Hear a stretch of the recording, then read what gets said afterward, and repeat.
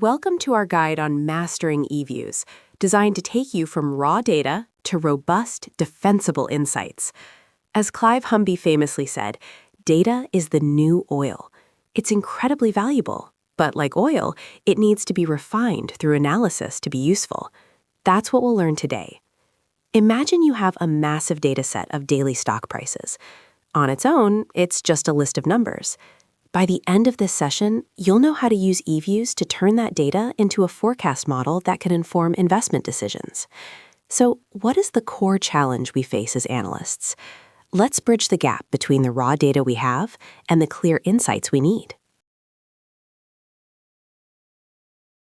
Analysts often start with data chaos, messy spreadsheets, volatile charts, and a lot of uncertainty. The goal is to move towards clarity, producing clear forecasts, significant results, and actionable policy recommendations. Quantitative tools like Eviews act as the bridge, providing the engine to test hypotheses rigorously and move beyond simple observation. We quantify not just to see trends, but to establish statistical significance. Without it, any policy or business decision is essentially just guesswork. Consider the question: will rising interest rates curb inflation? Simply observing that inflation went down after a rate hike isn't enough. We need to use Eviews to test if this relationship is statistically significant and not just a coincidence. To build this bridge effectively, we first need to understand the materials we're working with, the different types of data.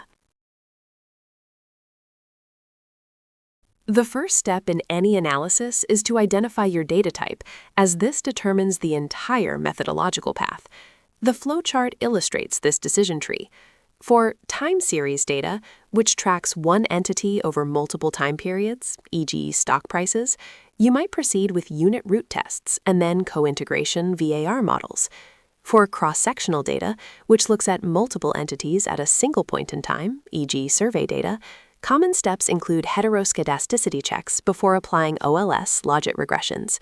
For panel data, which combines both dimensions, multiple entities over multiple time periods, like countries over time, you would typically use fixed or random effects models. As defined on the right, time series involves one entity, multiple time periods. Cross-section means multiple entities, one time point. Panel data covers multiple entities over multiple time periods. The fundamental goal, as stated at the bottom, is to match the estimator to the structure of the data.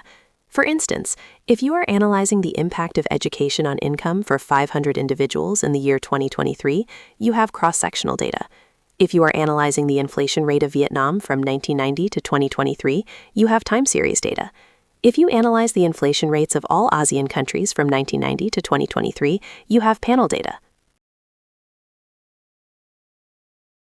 This slide outlines the various econometric methods available in Eviews and their typical use cases. OLS, or ordinary least squares, is the foundation, used for basic linear relationships in about 90% of research. TSLS, or two-stage least squares, is employed when endogeneity is a concern, often in simultaneous equation models. Arch-Garch models are essential for volatility modeling, particularly in finance and risk analysis. Finally, VECM/VAR models are used to analyze dynamic, interrelated time series. The key takeaway, or the 80-20 rule, is to master OLS first. A deep understanding of OLS, especially its residuals, is crucial for recognizing when and why more advanced methods are necessary. The standard linear regression model is expressed as YT equals beta 0 plus beta 1 xt plus epsilon t. Here, yt is the dependent variable, or the outcome we want to explain. Beta 0 is the intercept, representing the baseline value of yt when xt is 0. Beta 1 is the coefficient that measures the impact of a one-unit change in the independent variable xt on yt. And epsilon t is the error term, capturing all the unexplained variation or noise. The core objective of ordinary least squares, or OLS, is to minimize the distance between the actual data points and the fitted line. We achieve this by finding the values of beta 0 and beta 1 that minimize the residual sum of squares, or RSS, which is the sum of the squared error terms, sigma epsilon t squared. Ultimately, we want the smallest possible total error to ensure our model best fits the observed data. First, linearity. The model assumes the relationship between your independent and dependent variables is linear. Second, exogeneity. The independent variables should not be correlated with the error term. If they are, we have an endogeneity problem. Third, no perfect multicollinearity. The independent variables should not be perfectly correlated with each other. If they are, the model can't distinguish their individual effects. Fourth, homoscedasticity. The variance of the error terms should be constant across all observations. If it changes, we have heteroscedasticity. Finally, no autocorrelation. The error terms should not be correlated with each other across observations, which is a common issue in time series data. Violating these assumptions, for instance, having serial correlation, can make your standard errors incorrect, potentially leading you to believe a variable is significant when it isn't. This is why diagnostic tests are crucial. Imagine you're modeling ice cream sales based on temperature. If the errors in your model are larger in the summer than in the winter, you have heteroscedasticity, non-constant variance, violating the homoscedasticity assumption. Once we've run our model, assuming these rules hold, the next step is to decode the output. Let's learn how to interpret the coefficients. When you look at regression output, focus on two key things for each variable: the coefficient and the probability, or p-value. The coefficient, or magnitude, tells you the size of the effect. In this table, the coefficient for income is 0.85. This means a 1-unit increase in income leads to a 0.85 unit increase in consumption, holding other factors constant. The p-value tells you about statistical significance. It's the probability of observing this result if there were actually no relationship. A low p-value suggests the result is not due to random chance. We use standard thresholds. A p-value less than 0.01 is highly significant, less than 0.05 is significant, and a p-value greater than 0.10 is generally considered not statistically significant. In our table, the p-value for income is 0.0320. Since this is less than 0.05, we can conclude that income has a statistically significant positive effect on consumption. Now that we understand the theoretical side, let's get practical and look at the Eviews interface itself. The central component in Eviews is the Workfile. Think of it as your main project folder or a filing cabinet. It contains everything related to your analysis. Inside the Workfile, you have objects. These are the individual files within your cabinet. The most common objects are series, which are your data variables. The data capacity section at the top tells you the date range of your Workfile. For example, quarterly data from 1888 to 2004. The object container is the main window listing all your objects, like your variables see, close, volume, and any equations you create. Eviews uses icons to identify object types. A yellow graph is a series, a G is a group of series, a beta symbol represents coefficients, and an equal sign represents an equation object. If you import data on GDP and inflation, Eviews will create two series objects in your Workfile, each with a yellow graph icon. When you run a regression of inflation on GDP, Eviews will create a new equation object with an equal sign icon. Knowing where your data lives is the first step. Next, let's see how to find the tools to work with it.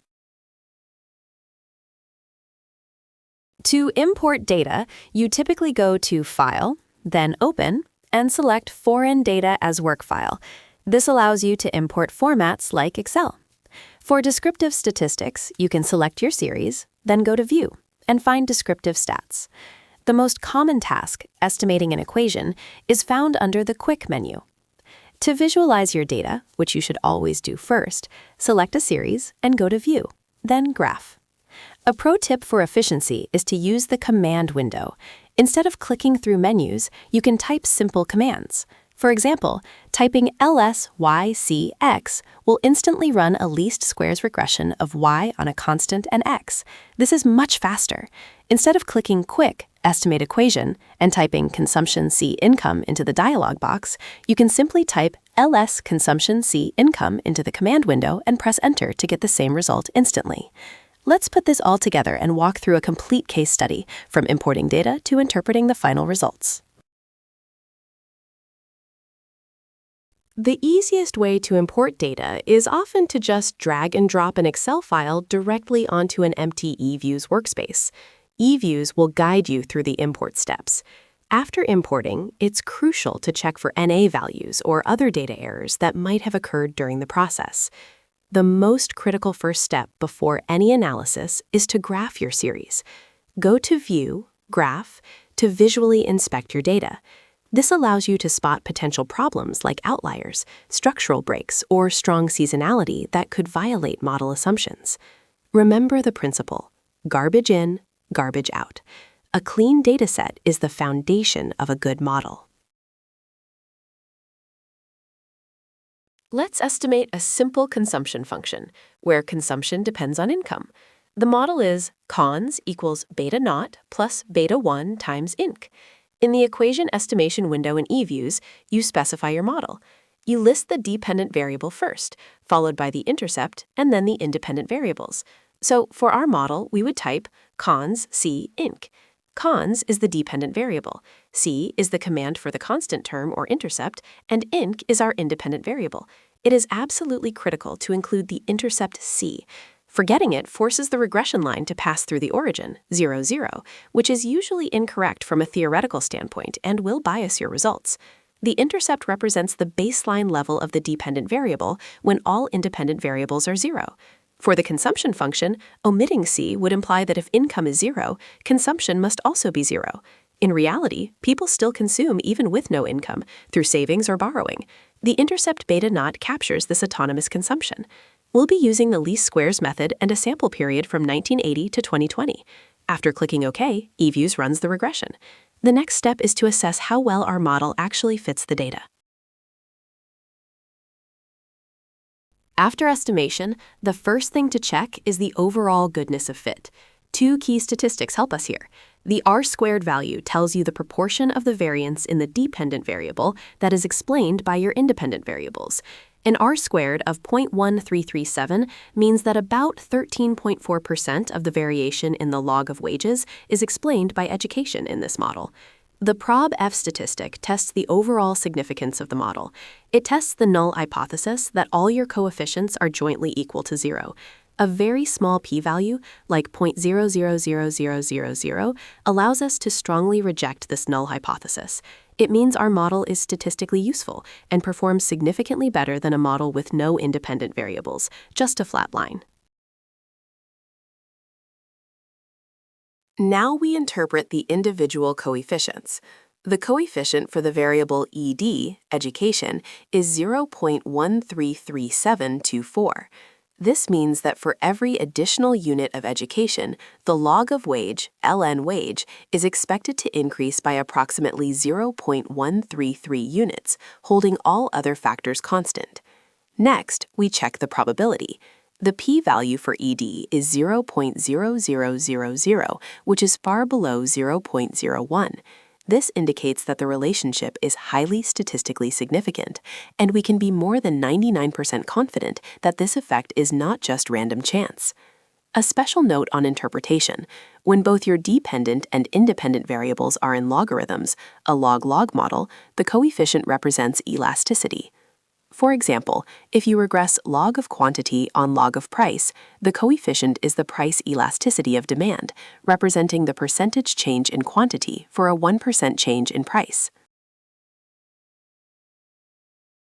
After estimating your model, performing diagnostic or sanity checks is crucial to validate your results. This involves analyzing the model's residuals. The core idea of the residual test is to look for patterns in these residuals. Ideally, residuals should be random noise, as depicted in the graph, indicating that your model has captured all systematic information.